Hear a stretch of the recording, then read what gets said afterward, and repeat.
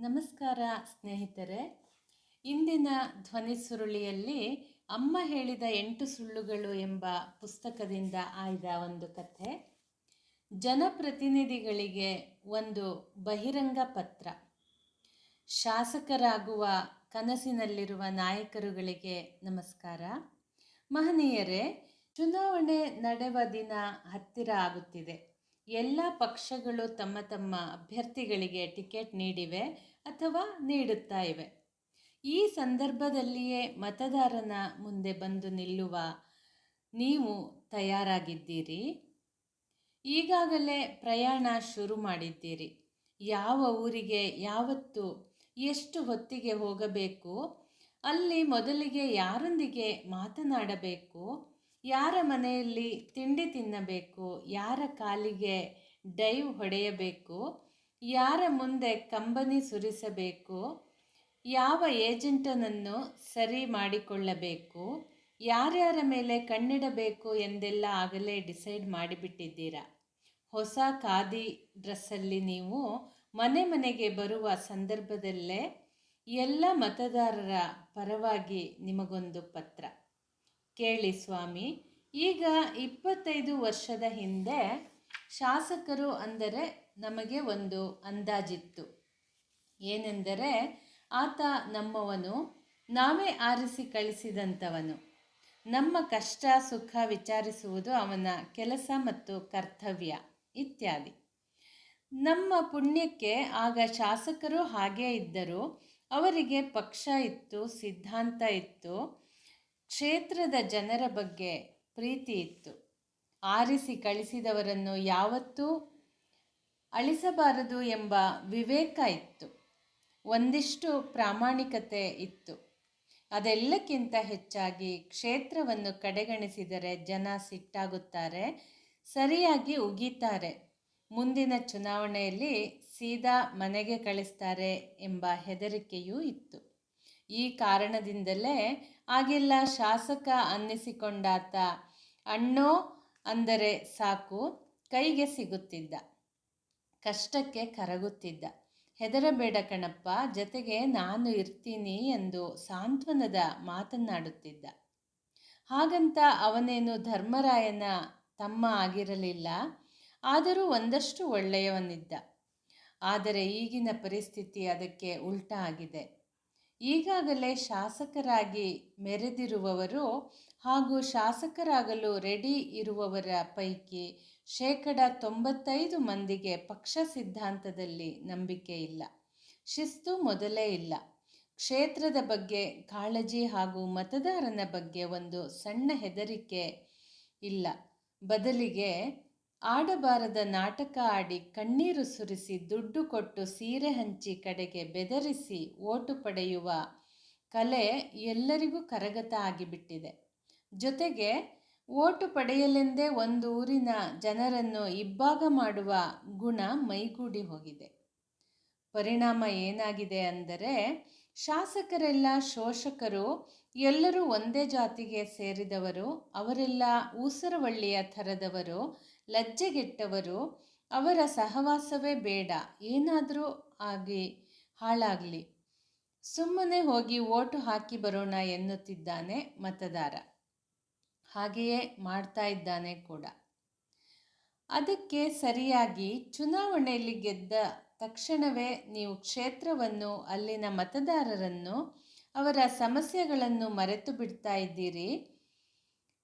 ಕ್ಷೇತ್ರದ ಮನೆ ಹಾಳಾಗಲಿ, ಅಲ್ಲಿನ ಉದ್ಧಾರ ಕಟ್ಕೊಂಡು ನಮಗೆ ಆಗಬೇಕಾದ್ದು ಏನು ಅಂದುಕೊಂಡು ಬೆಂಗಳೂರಿನಲ್ಲಿ ಆರಾಮವಾಗಿ ಉಳಿತೀರಿ. ಬಂಗಲೆ ಕಟ್ಟಿಸ್ತೀರಿ, ಸೈಟು ತಗೋತೀರಿ, ಬೇನಾಮಿ ಹೆಸರಲ್ಲಿ ಆಸ್ತಿ ಮಾಡ್ತೀರಿ. ಒಂದೆರಡಲ್ಲ 10 ಕಾರು ಇಟ್ಟುಕೊಂಡಿರ್ತೀರಿ. ಇಷ್ಟೆಲ್ಲ ಆದ ನಂತರವೂ ಯಾವುದಾದ್ರೂ ವೇದಿಕೆಯಲ್ಲಿ ಮಾತನಾಡಲು ಚಾನ್ಸ್ ಸಿಕ್ಕಿದರೆ ಭ್ರಷ್ಟಾಚಾರದ ವಿರುದ್ಧ ಹೋರಾಡುವುದೇ ನನ್ನ ಗುರಿ ಎಂದು ಘೋಷಣೆ ಮಾಡುತ್ತೀರಿ. ಮತ ಕೇಳೋಕ್ಕೆ ಬರ್ತಾ ಇರೋ ಮಹನೀಯರೇ, ನಿಮ್ಮ ಮನಸ್ಸೊಳಗೆ ಇರೋದೆಲ್ಲ ಇಂಥವೇ ಆಲೋಚನೆಗಳು. ನಾಳೆ ನೀವು MLA ಆಗಿ ವಿಧಾನಸೌಧಕ್ಕೆ ಹೋದರೆ ಮಾಡೋದೇ ಹೀಗೆ, ಒಪ್ತೀರಾ ಅಲ್ವಾ? ಇಂಥ ಸಂದರ್ಭದಲ್ಲೇ ಕ್ಷೇತ್ರದ ಸಮಸ್ಯೆಗಳ ಬಗ್ಗೆ ಹೇಳಬೇಕು ಅನ್ನಿಸಿದರೆ, ಹೌದು, ಇವತ್ತಿಗೂ ಅದೆಷ್ಟೋ ಸಾವಿರ ಹಳ್ಳಿಗಳಲ್ಲಿ ಕುಡಿಯುವ ನೀರಿಗೆ ತೊಂದರೆ ಇದೆ. ಕರೆಂಟು ದಿನಕ್ಕೆ 10 ಬಾರಿ ಕೈ ಕೊಡ್ತಾ ಇದೆ. ರಸ್ತೆ ಎಂಬುದು ಇಲ್ಲವೇ ಇಲ್ಲ. ರಸ್ತೆಯೇ ಇಲ್ಲ ಅಂದಮೇಲೆ ಬಸ್ಸಿನ ಮಾತೆಲ್ಲಿ? ಕೆಲವು ಕಡೆ ಆಸ್ಪತ್ರೆಗಳು ಇವೆ ನಿಜ, ಆದರೆ ಅಲ್ಲಿ ಡಾಕ್ಟ್ರಿಗೆ ಕಾಯಿಲೆ, ಶೌಚಾಲಯದ ಸಮಸ್ಯೆ ಅಂತೂ ಕೇಳೋದೇ ಬೇಡ. ಬಹುಶಃ ಮುಂದಿನ 10 ವರ್ಷದ ನಂತರ ಕೂಡ ನಮ್ಮ ಹಳ್ಳಿಯ ಜನ ನಾಚಿಕೊಳ್ಳುತ್ತಲೇ ಗದ್ದೆಯ ಕಡೆಗೆ ಹೋಗುವ ದೃಶ್ಯ ಜೀವಂತ ಇದ್ದೇ ಇರುತ್ತದೆ. ಇದೆಲ್ಲ ಗೊತ್ತಿದ್ದರೂ ನೀವು ನಿಮ್ಮನ್ನು ಆಯ್ಕೆ ಮಾಡುವ ಪಕ್ಷಗಳು ನಾವು ಸೈಕಲ್ ಕೊಡ್ತೀವಿ, ಕಲರ್ ಟಿವಿ ಕೊಡುತ್ತೇವೆ, ಅಕ್ಕಿ ಕೊಡ್ತೀವಿ ಎಂದು ಘೋಷಿಸಿದಾಗ ನಗು ಬರುತ್ತದೆ. ಸುಮ್ಮನೆ ಯೋಚಿಸಿ ನೋಡಿ, ಮನೆಯಲ್ಲಿ ಕರೆಂಟೇ ಇರಲ್ಲ, ಹಾಗಿರುವಾಗ ಕಲರ್ ಟಿವಿ ತಗೊಂಡು ಉಪ್ಪು ಖಾರ ಹಾಕ್ಕೊಂಡು ನಕ್ಕೋಕ್ಕಾಗುತ್ತಾ? ಊರಿಗೆ ರಸ್ತೆನೇ ಇರಲ್ಲ, ಅಲ್ಲಿ ಸೈಕಲ್ ಹೊಡೆಯೋಕ್ಕಾಗುತ್ತಾ? ಕುಡಿಯೋಕ್ಕೆ ನೀರೇ ಇರಲ್ಲ ಅಂದ ಮೇಲೆ ನಿಮ್ಮ ಅಕ್ಕಿ ತಿಂದು ಬದುಕೋ ಹಾಗೆ ಆಗುತ್ತಾ? ಇಲ್ಲ ತಾನೇ? ಪರಿಸ್ಥಿತಿ ಹೀಗಿರುವಾಗ ನೀವು ಕೊಡುವ ಆಶ್ವಾಸನೆಗಳಿಗೆ ಏನಾದರೂ ಅರ್ಥ ಇದೆಯಾ ಸ್ವಾಮಿ? ಹೌದಲ್ವಾ?